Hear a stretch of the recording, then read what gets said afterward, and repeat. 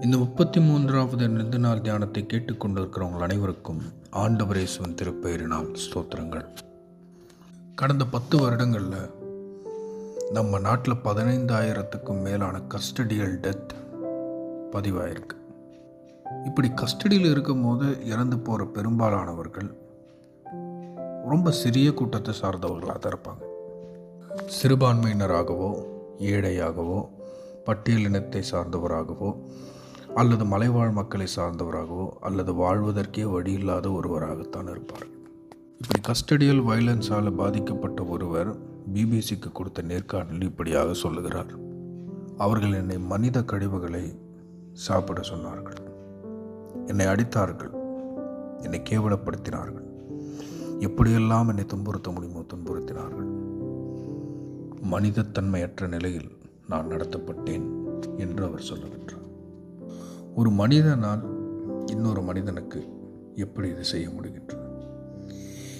இதை செய்ய வேண்டும் என்று அவர்களை எது தூண்டுகின்றது?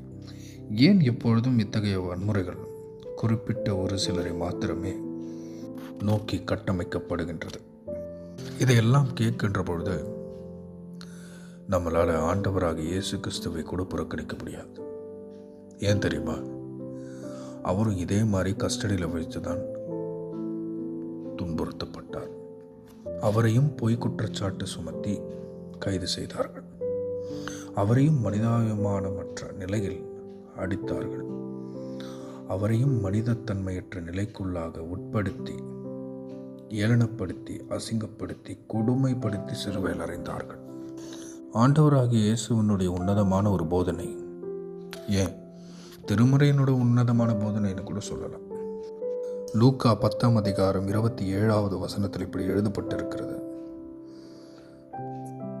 உன் முழு இருதயத்தோடும், முழு உள்ளத்தோடும், முழு ஆற்றலோடும், முழு மனதோடும் உன் கடவுளாகிய ஆண்டவரிடம் அன்பு கூறுவாயாக.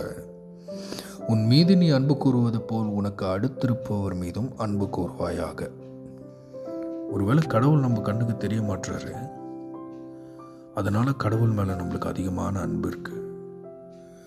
ஆனா நமக்கு அடுத்திருப்பவங்க நம்ம பக்கத்திலேயே இருக்கிறதுனாலையும், நாம் எதிர்பார்க்கிற மாதிரி அவங்க இல்லாதனாலையும் அவங்க மேலே நம்மளால் அன்பு கூற முடியவில்லையோ என்னவோ. நம்ம பக்கத்தில் இருக்கிற ஒரு அழுக்காக இருந்தாலும், ஏழையாக இருந்தாலும், தினக்கூலியாக இருந்தாலும், தன்னுடைய அனுதின வாழ்க்கையை வாழறதுக்கே ரொம்ப கஷ்டப்படுறவராக இருந்தாலும் நம்மளால் அந்த அடுத்திருப்பவரை ஏற்றுக்க முடியல. We take them for granted. அவங்கள ஈஸியாக திட்டலாம், ஈஸியாக அடிக்கலாம், ஈஸியாக கொடுமைப்படுத்தலாம், எல்லாத்தையுமே சுலபமாக பண்ணிடலாம். அவங்கள பற்றி கேட்கறதுக்கு யாருமே வரமாட்டாங்க. ஒருவேளை கடவுளும் அவங்கள போல ஒருத்தராகவே இருந்தால், அப்போ கடவுளையும் அதே மாதிரி தான் பண்ணுவோமா? இந்த உலகத்தில் நடக்கிற எல்லா வன்முறையும் எடுத்துக்கும்.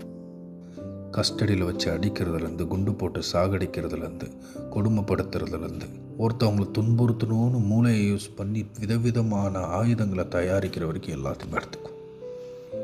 எதையாவது பயன்படுத்தி அந்த தண்டனையும் அந்த வன்முறையும் நமக்கு நாமளே கொடுத்துப்போமா? இல்லை, நம்மளுடைய உடம்புனா மட்டும் அது வலி, நம்ம மேலே இருக்கிற வன்முறை மட்டும் அது அநீதி. ஆனால் அடுத்தவர் மேல் இருப்பது அது வெறும் செய்தி.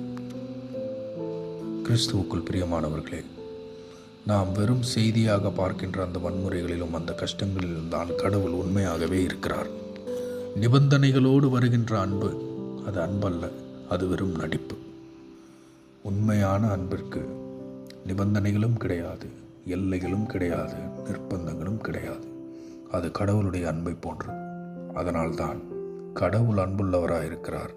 நாம் அன்பற்றவர்களாக அடுத்தவர்களை துன்புறுத்தி கொண்டு இருக்கிறோம். எங்கோ ஏதோ ஒரு அறையில் வன்முறையினால் பாதிக்கப்பட்டு இறந்து போகின்றவரோடும் கூட கடவுள் இருக்கிறார். அந்த கடவுளை வன்முறையின் கண்களினால் பார்க்க இயலாது. அதற்கு அன்பு என்ற ஒரு உன்னதமான உணர்வு வேண்டும். அந்த உணர்வோடு வாழ கடவுள் நம்மை வழிநடத்துவாராக. ஆமென்.